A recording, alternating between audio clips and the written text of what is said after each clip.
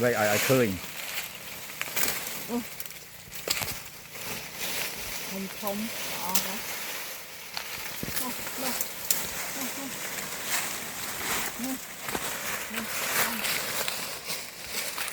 đó đó nổ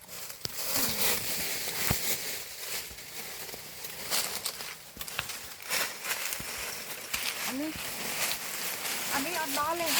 đo anh đi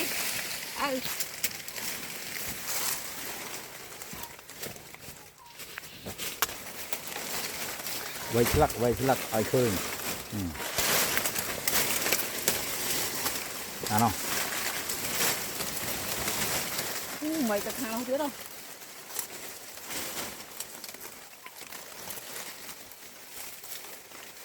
đang lơ mua với tại đang lơ mua on mày tập hào nọ này mày bọc tập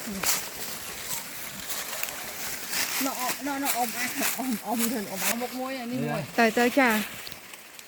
tới an bé một môi tiền vật đó rồi vào đây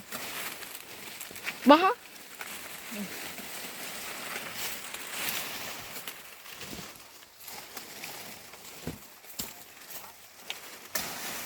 nè trơ nè bay